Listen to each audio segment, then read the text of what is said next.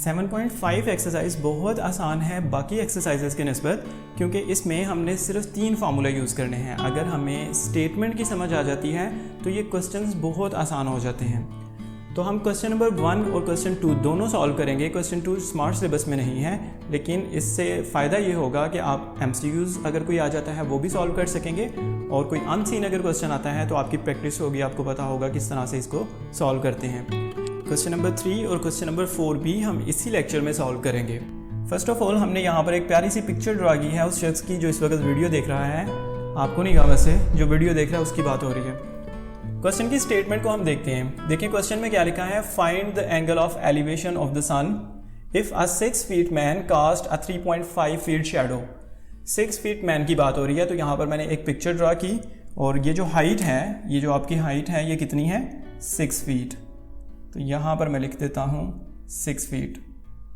तो ये चीज़ आपने याद रखनी है कि ये 6 फीट हाइट है। Cast a shadow 5 feet, 3.5 feet.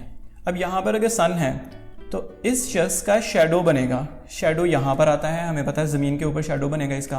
तो ये जो शैडो बनेगा वो कितना है, 3.5 फीट, यानी यहाँ से लेके यहाँ तक ये जो है कितना है, 3.5 फीट। तो ये 2 चीज़ें आपने याद रखनी है कि यहाँ पर आपकी हाइट 6 फीट है, और यहाँ पर ये जो शैडो है ये कितना है, 3.5 फीट का। और फाइंड क्या करना है आपने, find angle of elevation of the sun. यहाँ पर ये जो एंगल बन रहा है ये कितना है, ठीक है, angle of elevation of the sun. तो ये एंगल आपने फाइंड करके देना है उसको। तो बहुत आसान सा क्वेश्चन है। देखें यहाँ पर जो एंगल है ये कितने का है, ये एंगल 90 डिग्री है यहाँ पर अर्थ, और ये इस शख्स के साथ ये जो एंगल बनेगा ना ये 90 डिग्री है। तो ये ट्राइंगल देखें एक बन रही है, और कौन सी ट्राइंगल है जिसमें एक एंगल 90 का है। 90 डिग्री वाले एंगल को हम कहते हैं राइट एंगल। तो ये जो ट्राइंगल होगी ये राइट एंगल ट्राइंगल होगी। अब इसको सॉल्व कैसे करेंगे, उसके लिए आपको ये 3 फार्मूले हैं, यही यूज़ करने हैं हमने, इनको देख लें। इसको याद कैसे रख सकते हैं आप लोग, some people have curly brown hair through proper brush, ठीक है, ये याद रखने के लिए। वैसे ये है क्या, साइन थीटा, ये क्या है, कॉस थीटा, और ये क्या है, टेन थीटा। पी का मतलब है परपेंडिकुलर हाइपोटेनस, बी का मतलब बेस हाइपोटेनस, पी परपेंडिकुलर, और ये बेस, ठीक है। आसानी के लिए आप लोग इस तरह याद रख सकते हो।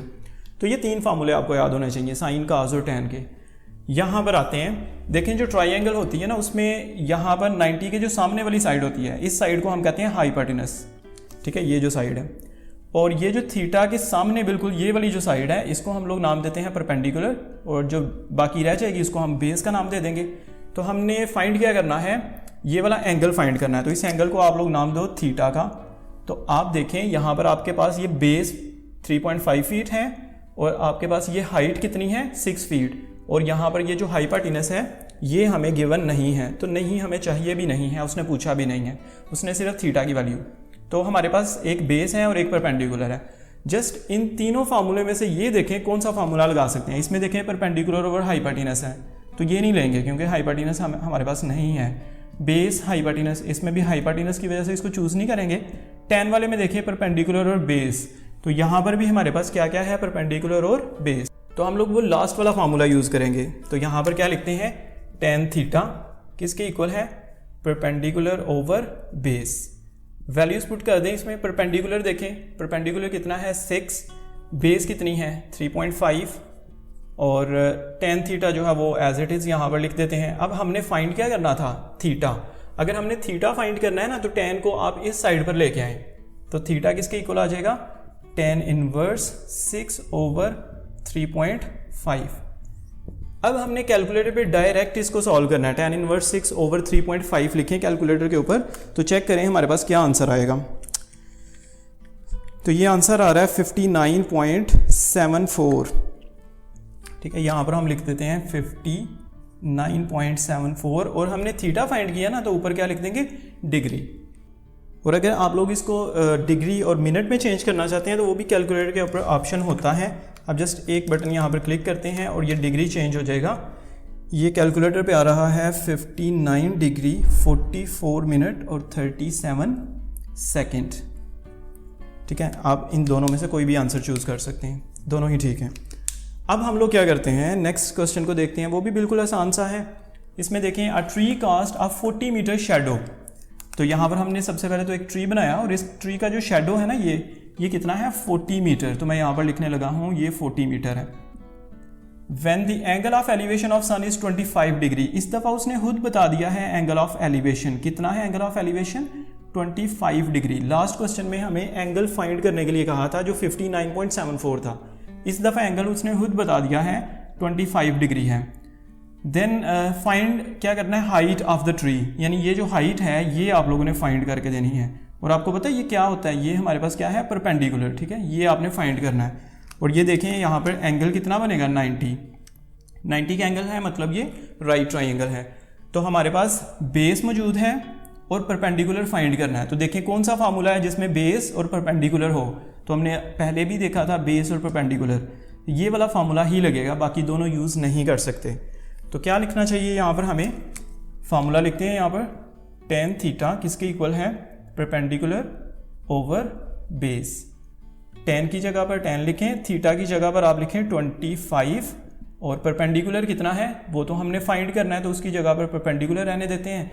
और बेस 40 मीटर है तो 40 लिखें। अब चूंकि परपेंडिकुलर फाइंड करना है तो आप 40 जो डिवाइड हो रहा है इस तरफ आएगा तो मल्टीप्लाई हो जाएगा। तो ये क्या बन जाएगा 40 मल्टीप्लाई बाय tan 25 किसके इक्वल है, परपेंडिकुलर। कैलकुलेटर यूज़ करें आप, इसको डायरेक्ट उस आंसर निकाल सकते हैं कैलकुलेटर के ऊपर। तो देखें क्या आंसर आता है इसका। 40 को tan 25 से मल्टीप्लाई कर देते हैं हम लोग, तो ये हमारे पास आंसर आ रहा है 18.65 डिग्री। ठीक है, आप सीधा करके लिख सकते हैं, परपेंडिकुलर आ गया 18.65। सॉरी डिग्री नहीं लिखना है यहाँ पे, परपेंडिकुलर है ना, तो ये तो लेंथ होती है, तो यहाँ पर इसके साथ क्या लिखोगे मीटर। तो फाइनली हम लोग यहाँ पर नीचे क्या लिख देंगे, ये हाइट आई है ना, परपेंडिकुलर तो हाइट थी, तो यहाँ पर हम लोग लिख सकते हैं जो हमारे पास हाइट है, किसकी हाइट ऑफ ट्री, वो कितनी आई है 18.65 मीटर। ठीक है, और कैलकुलेटर के ऊपर ये जो आपने किया था ना tan इनवर्स 6/3.5, लेकिन इसको जब हम लोग करेंगे tan इनवर्स 6/3.5 तो जो भी आंसर आएगा उसको अगर आप लोग इस तरह से डिग्री और मिनट में कन्वर्ट करना चाहते हैं तो ये वाला आप लोग ऑप्शन यूज़ कर सकते हैं। यहाँ पर ये बटन क्लिक करेंगे तो ये डिग्री वगैरह में कन्वर्ट हो जाएगा, तो राउंड ऑफ करके ये 37 बन जाएगा। चलिए क्वेश्चन 2 के बाद अब हम लोग करते हैं क्वेश्चन नंबर 3। क्वेश्चन 3 की भी स्टेटमेंट सबसे पहले देखें। अ 20 फीट लॉन्ग लेडर कहते हैं हम लोग सीढ़ी को। तो यहाँ पर मैंने एक ये सीढ़ी बनाई है और इस सीढ़ी की जो लेंथ है वो कितनी है 20 फीट, यानी यहाँ से लेके यहाँ तक ये 20 फीट की एक सीढ़ी है। तो हम यहाँ पर मेंशन करते हैं 20 फीट। अब आपको पता चल गया होगा कि ये हाइपोटेनस है। आगे क्या लिखा है, लेडर जो है वो क्या है, लीनिंग अगेंस्ट अ वॉल क्या है, दीवार। तो ये हमने यहाँ पर एक दीवार बनाई और ये सीढ़ी इस दीवार के साथ है। The bottom of the ladder, तो ये लेडर का ये वाला जो पोर्शन है इसको क्या नाम देंगे हम लोग, बॉटम, यानी नीचे वाला जो हिस्सा है लेडर का, is 5 feet from the base of wall.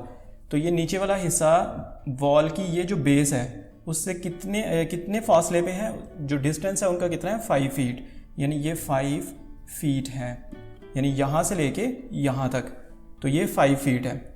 Next क्या लिखा हुआ है, find acute angle the ladder makes with ground. तो यहाँ पर लैडर ग्राउंड के साथ जो एंगल बना रही है, ये नीचे ग्राउंड है, ये एक दीवार है, तो ज़मीन के ऊपर हमने इस तरह से लैडर यानी सीढ़ी को रखा हुआ है। तो ये जो एंगल है ये एक्यूट एंगल, जिसको एंगल ऑफ एलिवेशन भी हम यहाँ पर कह सकते हैं, ये हमने फाइंड करना है, फाइंड एक्यूट एंगल। ठीक है, इसको नाम दे दें आप लोग थीटा का। और इस क्वेश्चन में देखें हमारे पास ये क्या है, बेस, और ये क्या है, हाइपोटेनस। और अगर आप लोग इसको मज़ीद देखें, ये जो एंगल बन रहा है यहाँ पर कितना एंगल है, ये 90 डिग्री। और 90 डिग्री का एंगल वो तो राइट ट्रायंगल होती है, हम लोग वो फार्मूलाज यूज़ कर सकते हैं। कौन सा फार्मूला यूज़ करना चाहिए यहाँ पे देखें, इस दफ़ा हमारे पास बेस है और हाइपोटेनस है, परपेंडिकुलर नहीं है। तो चेक करें, बेस हाइपोटेनस, ये नहीं लगा सकते क्योंकि इसमें परपेंडिकुलर है, ये भी नहीं लगा सकते क्योंकि इसमें भी परपेंडिकुलर है, ये वाला फार्मूला लगाएं। तो cos थीटा का हम लोग यहाँ पर फार्मूला यूज़ करते हैं। cos थीटा किसके इक्वल लिखा हुआ था, बेस ओवर हाइपोटेनस। तो यहाँ पर मैं लिख देता हूँ बेस और यहाँ पर लिख देते हैं hypotenuse. cos theta as it is, base की जगह पर देखें, बेस यहाँ पर कितनी है 5 फीट और हाइपोटेनस कितनी थी 20 लिखें। अब थीटा फाइंड करना है ना इस क्वेश्चन में, तो cos को इस साइड पर ले आए, तो थीटा किसके इक्वल आ जाएगा, cos इनवर्स 5/20। अब कैलकुलेटर यूज़ करना है आपने, और कैलकुलेटर के ऊपर आप लोगों ने इसी तरह से ये cos इनवर्स 5/20 लिखना है। उसके लिए आप सबसे पहले क्या करोगे, शिफ्ट दबाओगे, cos इनवर्स लिखोगे और 5/20 हम लोग लिख लेते हैं।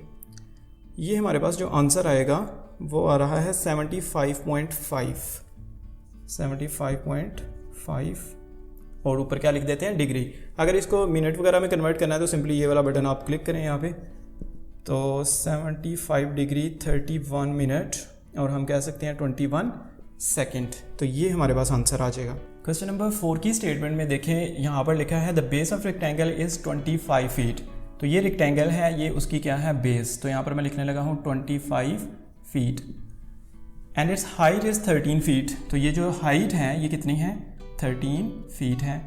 तो दो चीज़ें उसने हमें खुद बता दी हैं। Find the angle that the diagonal of rectangle makes with base. Diagonal base के साथ जो एंगल बना रहा है वो फाइंड करना है। डायगोनल क्या होता है सबसे पहले तो वो देखेंगे। यहाँ पर अगर हम लोग ये लाइन लगाते हैं, इन दो पॉइंट्स को ज्वाइन कर देते हैं आपस में, तो इसको हम लोग कहते हैं ये डायगोनल है। किसका डायगोनल, इस रेक्टेंगल का। दो डायगोनल हम बना सकते थे, यहाँ पर भी बनाया जा सकता था, फिलहाल हमने ये वाला डायगोनल बना लिया। तो ये डायगोनल, ये जो बेस है, नीचे बेस थी ना, तो बेस और डायगोनल इनके दरमियान ये जो एंगल है, इस एंगल को हमने फाइंड करना है। ठीक है, इस एंगल को आप क्या नाम दे दो, लेट्स सपोज ये हमारे पास थीटा है। तो ये थीटा फाइंड करना है। तो मैं क्या करता हूँ, इसको इरेज करता हूँ ताकि हमें थोड़ा अच्छे से समझ आए। देखें ये क्या बन गई, एक ट्राइंगल बन गई है। कौन सी ट्राइंगल है, यहाँ पर कितना एंगल बन रहा है, 90 का। तो ये राइट ट्राइंगल है और उस पर तो ये तीनों फार्मूले यूज़ कर सकते हैं। तो हमने कौन सा फार्मूला यूज़ करना है, देखें ये क्या है, बेस, परपेंडिकुलर, हाइपोटेनस नहीं है। कौन सा फार्मूला यूज़ करेंगे जिसमें बेस और परपेंडिकुलर है, तो ये वाला फार्मूला यूज़ करें। यहाँ पर लिखते हैं tan थीटा किसके इक्वल है, परपेंडिकुलर ओवर बेस।